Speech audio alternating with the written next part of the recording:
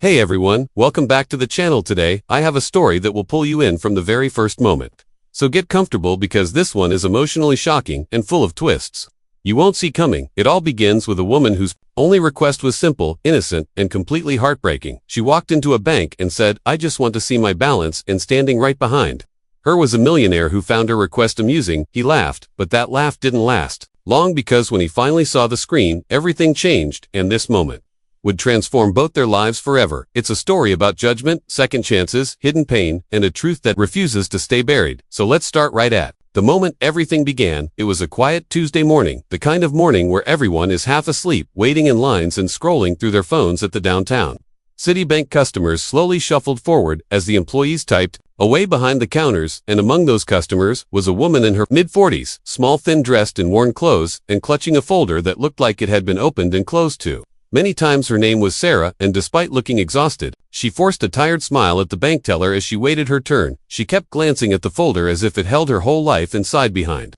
her stood a man in a tailored suit, polished shoes, and an expensive watch. It glittered every time the sunlight hit it. His name was Damon Hart, one of the city's youngest self-made millionaires, known for investments, real estate, tech startups, you name it, he had it. Damon had walked into the bank for one reason: to finalize a large transfer, one that could buy a house for every person standing in the line that morning. But Damon was also bored. Standing in line wasn't something he did often. He usually had assistants for this. But today he happened to be alone and very annoyed at the slow pace. Sarah stepped forward when her turn came. The teller greeted her politely and asked how he could help. She spoke softly. "I just want to see my balance, please." Just that. Damon raised an eyebrow. "A balance check, that's it?" He couldn't help but let out a small sarcastic laugh. To him, her request seemed so simple, so unnecessary. He muttered under his breath, "People like this seriously waste time for a few dollars, right?" If Sarah heard him, she didn't show it. She kept her eyes on the teller, who typed her details in. She placed the folder on the counter, barely holding it together. Her fingers trembled a little. Damon noticed but didn't think much of it. To him, she was just another broke woman checking to see if she could afford lunch. Nothing more. The teller pressed a few more keys and stared at the screen, his eyebrows slowly rising, his expression shifting from bored to surprised, then confused. He looked back at Sarah, almost unsure how to react. "Ma'am, are you sure you want me to read this out loud?" Sarah nodded. "Yes, please. I just want to see it." Damon smirked, as if expecting something like $7, maybe 10, if she was lucky. But the teller cleared his throat and said quietly, "Ma'am, your balance is $8,420,650.17. The entire bank went silent. Damon froze. Someone dropped a pen on the other side of the room, and it echoed like a gunshot. Sarah simply closed her eyes, took a long shaky breath, and whispered "thank you" before turning to leave. Damon, however, stepped forward. Wait, what did he just say? 8 million. This woman, 8 million. The teller nodded, still confused. Damon stared at Sarah, as if seeing her for the first time. "You have over $8 million. How?" He didn't mean for it to sound rude, but it came out sharper than intended. Sarah looked at him with tired eyes, the kind of eyes that carried both grief and wisdom, and she said quietly, "That money isn't what you think it is." Damon, who was used to power dominance, confidence suddenly felt small, but curiosity wouldn't let him stop. He walked after her outside the bank. "Excuse me," he said. "I didn't mean to intrude, but how does someone with $8 million look like they're struggling to buy socks?" She paused. She didn't snap at him. She didn't lecture him. She simply said, "It's not mine, not really," and she kept walking. Damon couldn't leave it at that. Something in her voice felt heavy, personal, and unlike the many people he dealt with daily. She didn't seem interested in impressing him or explaining herself. He jogged a little to walk beside her. "Look, I'm sorry if I came off wrong inside. I shouldn't have laughed. I just didn't understand." She stopped walking and looked at him closely, then asked, "Why does my balance matter to you?" Damon opened his mouth, but no words came out. He didn't even know why he cared. She sighed and motioned for him to sit with her on a bench near the sidewalk, and that's when she opened the folder, the same one she clutched so tightly inside the bank. She said, "My daughter was sick, very sick. I worked 2 jobs to support her treatments every night. I prayed for a miracle, but she didn't make it." Damon's ego dropped instantly. His confidence evaporated. Every assumption he had made about her shattered. Sarah continued, "The $8 million.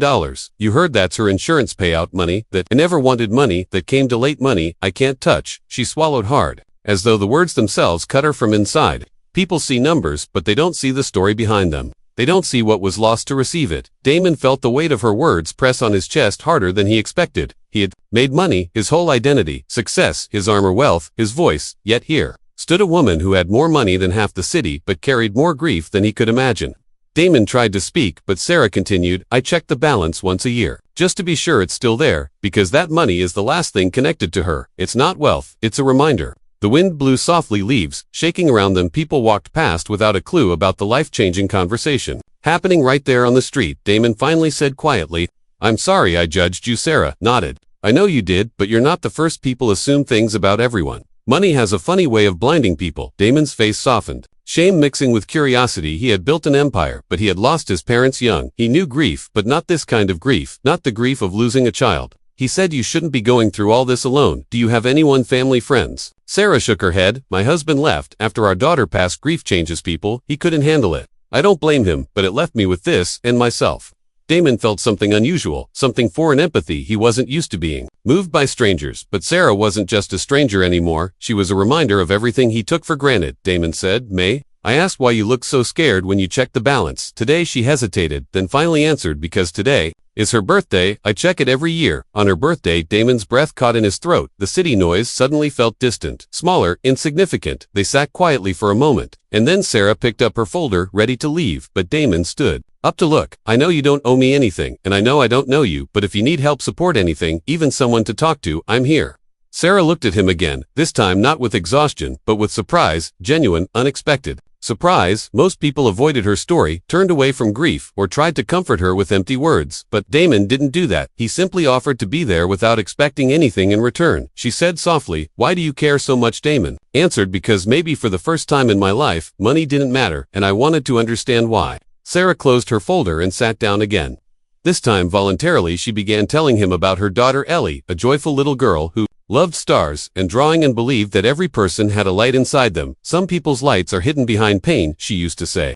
Damon listened, truly listened, something he didn't do often. He wasn't thinking about deals or meetings, or stocks or deadlines. He was thinking about a mother who lost everything and a little girl he never met who believed people carried light inside them. Sarah showed him drawings. Ellie made crooked stars, little stick figure families, and Damon felt each crayon line like a wound. He asked her, "What do you plan to do with the insurance money?" Sarah answered something that stunned him again. "I want to use it to help children like her, children who don't get second chances, children whose parents are working 2 jobs like I did." She paused, "But I'm afraid I'll mess it up. I'm not rich. I don't know how to manage big money."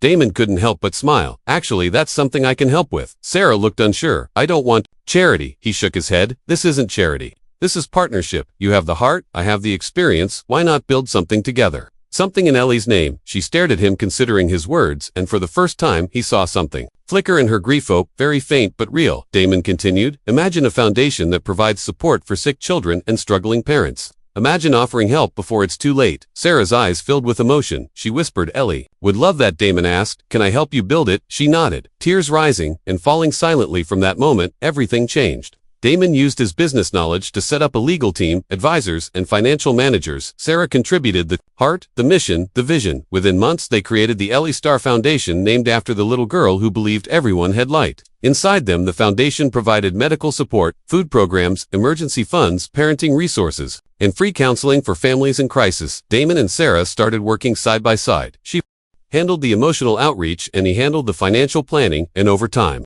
they became friends, not the surface-level kind, but real friends, the kind built on trust, empathy, and shared purpose. People in the city began talking about the millionaire, who suddenly became passionate about helping children. People praised him, but Damon corrected them every time, saying, "I didn't start it, I just helped it grow. It was her idea. It was Ellie's spirit." Sarah learned how to manage funds, how to tell her story publicly, how to turn her grief into something powerful. Damon learned patience, compassion, and what true purpose looked like, not profit purpose.